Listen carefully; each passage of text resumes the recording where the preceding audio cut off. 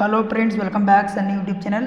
Friends, ಯಾರೆಲ್ಲ ಇವಾಗ paramedical first year ವಿದ್ಯಾರ್ಥಿಗಳು ರಿಸಲ್ಟ್ ಬಂದ ಮೇಲೆ ಪಾಸ್ ಆಗಿರೋ ವಿದ್ಯಾರ್ಥಿಗಳು change of college change of course ಮಾಡ್ಕೊಬೇಕು ಅಂತಿರೋ ವಿದ್ಯಾರ್ಥಿಗಳು ಯಾವಾಗ ನೋಟಿಫಿಕೇಷನ್ ಬಿಡ್ತಾರೆ ಅಂತ ಕೇಳ್ತಾ ಇದ್ರಿ. ಅದಕ್ಕೆ ಪ್ಯಾರಾಮೆಡಿಕಲ್ ಬೋರ್ಡ್ ಕಡೆಯಿಂದ ಆಫಿಷಿಯಲಾಗಿ ನೋಟಿಫಿಕೇಷನ್ ಮಾಡಿದ್ದಾರೆ change of college change of ಕೋರ್ಸ್ನ. ಯಾರೆಲ್ಲ ಇನ್ನು change of course change of college ಮಾಡ್ಕೊಬೋದು ಅಂತ ಈ ವಿಡಿಯೋದಲ್ಲಿ ನಿಮಗೆ ಸಂಪೂರ್ಣವಾಗಿ ತಿಳಿಸ್ಕೊಡ್ತೀನಿ. ಹಾಗೆ change of college change of course ಮಾಡಲಿಕ್ಕೆ ಅಮೌಂಟ್ ಎಷ್ಟಿದೆ ಅಂತ ಈ ವಿಡಿಯೋದಲ್ಲಿ ನಿಮಗೆ ಸಂಪೂರ್ಣವಾಗಿ ತಿಳಿಸ್ಕೊಡ್ತೀನಿ. ಫ್ರೆಂಡ್ಸ್, ಫಸ್ಟ್ ಟೈಮ್ ನಮ್ಮ ಚಾನಲ್ ವಿಸಿಟ್ ಮಾಡಿದರೆ ಪ್ಲೀಸ್ ಒಂದು ಲೈಕ್ ಮಾಡಿ, ಶೇರ್ ಮಾಡಿ, ಸಬ್ಸ್ಕ್ರೈಬ್ ಮಾಡಿ. ಫ್ರೆಂಡ್ಸ್, ಇಲ್ಲಿ ನೋಡ್ತಾ ಇರ್ಬೋದು ಪ್ಯಾರಾಮೆಡಿಕಲ್ ವೆಬ್ಸೈಟ್ನಲ್ಲಿ ಇವಾಗ ತಾನೇ ಪ್ಯಾರಾಮೆಡಿಕಲ್ ಬೋರ್ಡ್ ಕಡೆಯಿಂದ change of college change of course ಬಗ್ಗೆ ಆಫಿಷಿಯಲಾಗಿ ಅಪ್ಡೇಟ್ ಮಾಡಿದ್ದಾರೆ. ನಿಮಗೆ ಇಲ್ಲಿ ಫಸ್ಟ್ ಒಂದು ಕಾಣ್ತಾ ಇದ್ದಾರೆ, ಅದ್ಮೇಲೆ ನಿಮಗೆ ಕ್ಲಿಕ್ ಮಾಡಿದರೆ ನಿಮಗೆ change of college change of course ಬಗ್ಗೆ ಒಂದು ನೋಟಿಫಿಕೇಷನ್ ಇಶ್ಯೂ ಮಾಡಿದರೆ ಅದು ನಿಮಗೆ ಶೋ ಆಗುತ್ತೆ.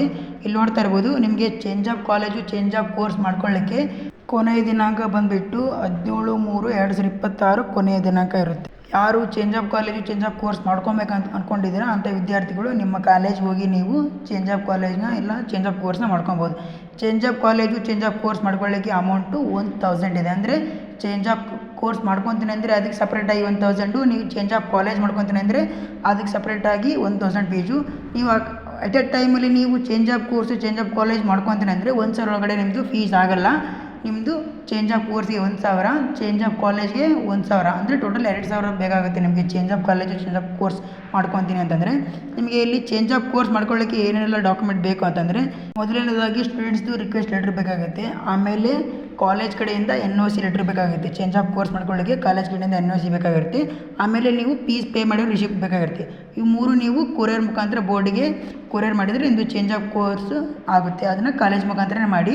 ಆಮೇಲೆ ನೀವೇನಾದರೂ change of college with change of course ಮಾಡ್ಕೊತೀನಿ ಅಂತಂದರೆ ಅವಕ್ಕೆ ಏನೆಲ್ಲ ಡಾಕ್ಯುಮೆಂಟ್ ಬೇಕಂತಂದರೆ ಅಲ್ಲಿ ಕೂಡ ನಿಮ್ಮದು ಸ್ಟೂಡೆಂಟ್ ರಿಕ್ವೆಸ್ಟ್ ಲೆಟ್ರ್ ಬೇಕಾಗುತ್ತೆ. ಆಮೇಲೆ ಇದು ಕಾಲೇಜ್ ಕಡೆಯಿಂದ NOC ಲೆಟ್ರ್ ಬೇಕಾಗುತ್ತೆ. ನೀವು ಯಾವ ಕಾಲೇಜಿಗೆ ಚೇಂಜ್ ಮಾಡ್ಕೊತೀರಾ ಆ ಕಾಲೇಜಿಂದ NOC ಲೆಟ್ರು, ಮತ್ತು ನೀವು ಯಾವ ಕಾಲೇಜ್ ಬಿಟ್ಟು ಹೋಗ್ತೀರಾ ಆ ಕಾಲೇಜಿಂದ, ಎರಡೂ ಕಾಲೇಜ್ ಕಡೆಯಿಂದ ನಿಮ್ಮದು NOC ಲೆಟ್ರ್ ಬೇಕಾಗುತ್ತೆ.